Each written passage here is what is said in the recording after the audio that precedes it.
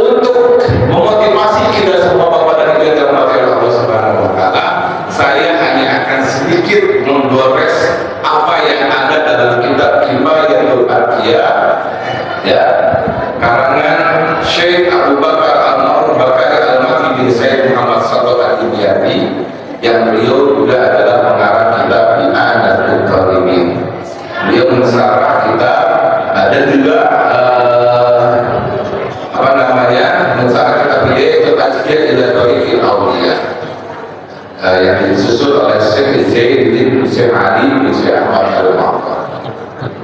Jemaah yang dirahmati Allah, kitab ini sangat kecil, sangat tipis, ya, tapi mengandung berbagai macam tuntunan-tuntunan kita dalam bertauhid, insya Allah.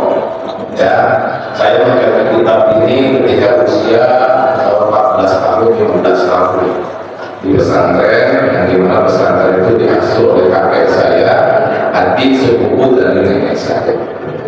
Semua ilmu Allah Subhanahu wa taala, Bapak Ibu yang dirahmati oleh Allah Subhanahu wa taala, itu ibarat lautan. Ya. Kalau lautan dijadikan tinta, tentu tidak akan habis untuk, masih kurang maksudnya, untuk menuliskan ilmu Allah ini. Sebagaimana tercantum dalam Al-Qur'an surah Al-Kahfi ayat 109, A'udzu billahi minasyaitonir rajim. Qul law kana al-bahru midadan li kalimati rabbi lanafida al-bahru qabla an tanfada kalimatu rabbi walau ji'na bimithlihi madada. Katakanlah, sekiranya lautan menjadi tinta untuk menulis kalimat-kalimat Tuhanku, sungguh habislah lautan itu sebelum habis ditulis kalimat-kalimat Tuhanku. Meskipun kami datangkan tambahan sebanyak itu pula. Artinya ilmu Allah tak terhingga.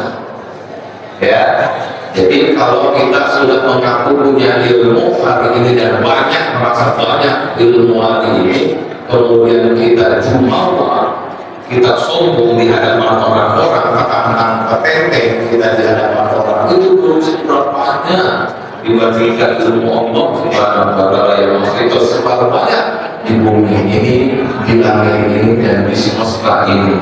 Jadi jangan pernah kita, karena tidak punya banyak ilmu, mentang-mentang petenteng merasa pintar di atas langit ada. Ya, insya Allah.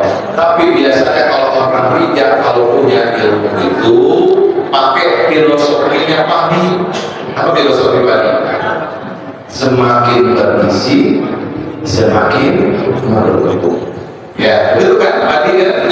Kalau buah benar-benar padi sudah mulai membesar, sudah mulai banyak ditangkainya, maka padi-padi itu akan mulai merumput. Terus malah makin merumput, makin merumput. Karena apa? Karena ilmunya, karena bulir padinya sudah semakin banyak. Demikian juga kalau orang berilmu seluruhnya, ya, tidak hanya berilmu secara teoritis, ilmu secara praktik, juga ilmu secara amalia. Maka orang-orang itu mestinya semakin menunduk, semakin la haula wala quwwata illa billahil aliyyil azim. Semestinya begitu. Juga semoga itu terjadi pada diri kita, ya. Apa itu dirahmati Allah Subhanahu wa taala. Terima kasih. Nah, dalam kitab Kifayatul Adqiya disebut, ya, bahwa misalnya saya salah mengutip salah satu ayatnya. Bismillahirrahmanirrahim. Fasyari'atun atum bidinil khaliqin wa qiyamuhu bil amri wal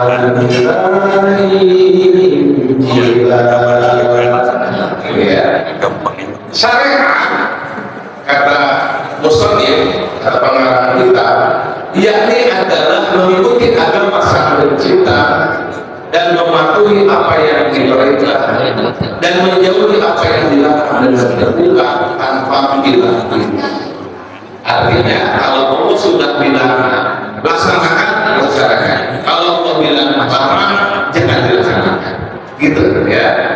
Maka syariat itu ya, menurut apa yang disampaikan oleh Musonif, ya, menurut apa yang disampaikan oleh beliau sang pengarang kita, merujuk kepada rukun agama dalam apa? Dalam hadis Jibril. Ya, rukun agama dalam hadis Jibril itu saya ringkas ibarat tripod. Fungsi tripod apa? Menyangga benda di atasnya supaya tubuh teguh. Ada nama teguh di sini, ya, supaya dia ancur di atas. Yang di atasnya, bangunan atau benda di atasnya, saya analogikan sebagai rukun agama. Sebagai agama, 3 rukun yang menyangga agama itu adalah rukun Islam, rukun iman, dan rukun ihsan. Ini ringkasan dari hadis yang panjang tentang hadis ini. Dan insya Allah sudah pernah saya sampaikan di tempat kita ini pada pertemuan pertama di malam Jumat kedua, gitu ya. Maka rukun Islam sebagaimana sudah kita pahami adalah mengucapkan 2 kalimat syahadat, melaksanakan sholat, menunaikan zakat, melaksanakan puasa, melaksanakan haji. Kemudian rukun iman adalah yakin kepada Allah, para malaikatnya, para kita Allah, para rasulnya, yakin kepada kiamat, yakin kepada Allah dan orangnya Allah Subhanahu wa ta'ala. Rukun ihsan adalah antara Allah dan antara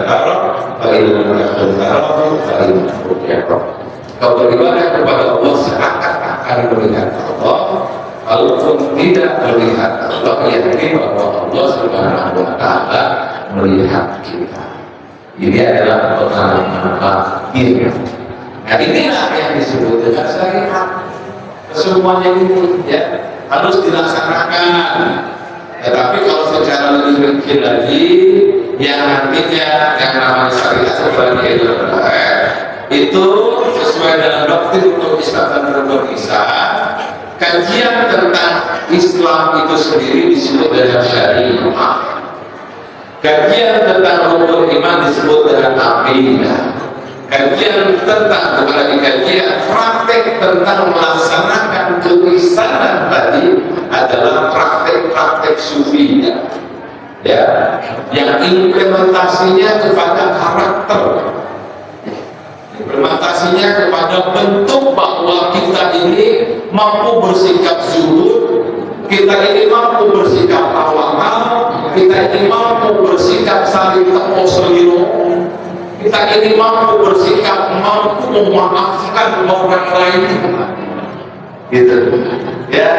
Ada sahabat kita berbuat buruk kepada kita, karena kita adalah sudah mempraktekkan sikap sufiah ini, maka muncul sikap memaafkan, gitu ya.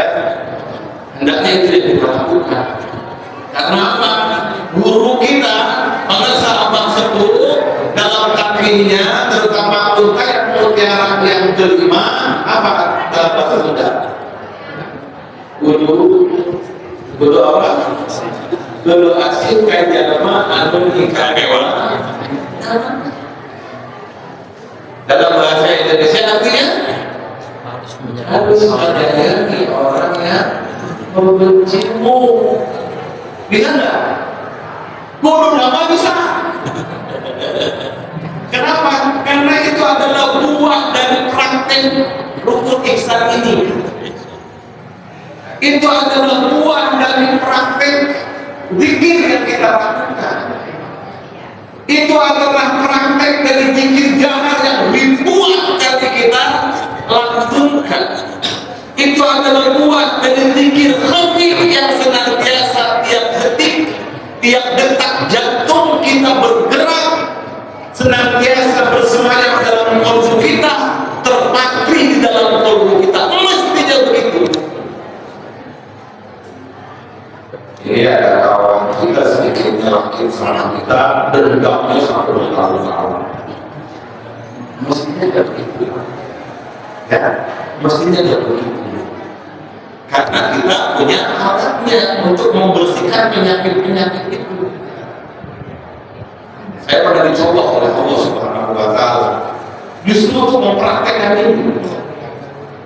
Tahun 2003, 2004, 2005 saya kerja di sebuah perusahaan perbankan pensiunan. Saat itu ada yang memfitnah saya, benci banget sama saya itu. Tapi saya coba mempraktekkan apa yang didapatkan oleh tubuh kita. Kudu asli kajian kita dalam tangan. Saya tetap senyum di hadapan dengan setulus-tulusnya. Saya tetap memberikan bantuan kepada dia ketika dia memang membutuhkan bantuan, ketika saat itu dia tidak ada bantuan dari orang lain kecuali ada pada saat itu adalah saya sendiri. Tetap berikan itu. Berusaha menyampingkan ego diri. Itu paling berat. Ego diri itu paling berat sekali. Untuk mendamaikan diri sendiri, menerima kondisi yang ada itu sulit, sungguh sangat sulit, kecuali ada bersemangat di dalam kita. Langsung berjalanlah Bismillah. Yang kita abaikan itu semua kecuali hanya Allah Subhanahu wa Ta'ala. Yang kita lihat adalah hanya Allah saja. Itu coba saya praktekkan. Alhamdulillah, aman, damai rasanya kalau begini. Gitu Pak ya?